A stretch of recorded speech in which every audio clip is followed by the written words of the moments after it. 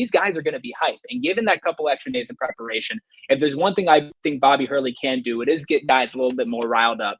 And I do think that that's going to pay dividends, but I'm still wondering, how does that all play together if the other guys, besides obviously Alonzo Gaffney, don't step up? You're Jose Perez, you're Adam Miller, you're Frankie Collins. And this could be a game where it's Frankie Collins' legacy at ASU. Obviously, he's had a good career here. On the defensive end, he's starting to put up some record numbers as well.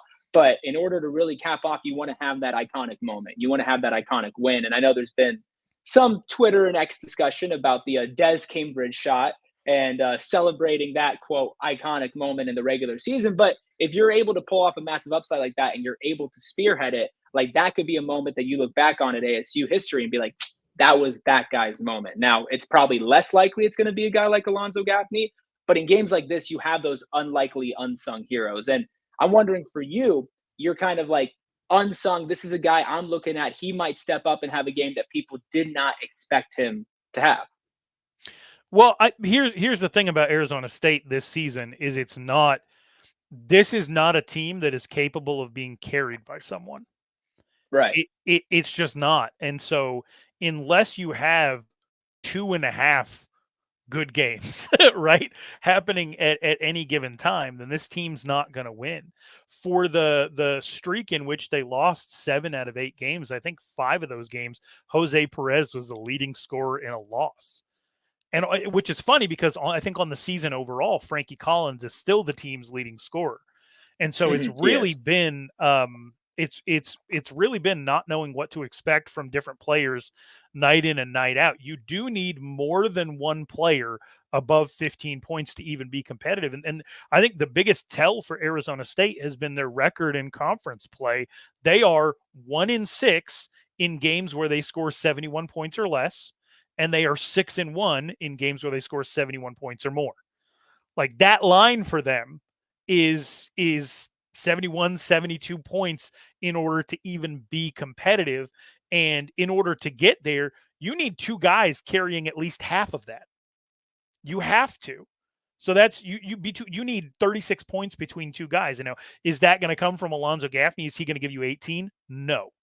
You know, and it's definitely not going to come from him, shooting threes from the top of the key in transition. He needs to find a way to contribute down low. He's 6'9". He forgets sometimes. Yeah, right. He does forget a lot of the time, actually. If he's going to hit, if he's going to hit a 3 or 2, fine. But if it's going to be like the other night where he misses 2 and then he just stops shooting altogether, I'm cool with that too. Don't waste possessions. If you're shooting 28% from 3 on the season, don't force the issue. So if we can get 6 to 8 points from Alonzo Gaffney, maybe he gets to the free throw line once, maybe he has a putback, and maybe hits a 3 from the top of the key, then that's just that much less work that everybody else has to do to get you to that 71 point marker where you're going to be competitive. So I'm not sure that it's going to be any one individual player, but what I can tell you is if your top 2 players aren't getting you between 35 and 40 points, whoever they're going to be at any given time, you're just not going to be competitive, especially at McHale. Oh, yeah. I mean, with this team in general, it doesn't really matter who the team is. The reason why they're able to take down a team like Oregon State that did thoroughly embarrass them earlier in the season is because they had a completely spread out scoring output. You had 16 points from Jose Perez, 16 points from Adam Miller, 14 points from Frankie Collins. You got a 0 ball from Alonzo Gaffney, which is not great in 26 minutes. But then off the bench, you have Jamal Neal, who puts up 21 points in 32 minutes. Like you said, it's multiple people who are going to be able to attack for this team that they average exactly 70 points per game, which is about the 300th best in college basketball. So they're averaging right about there. And those numbers that you said were pretty telling.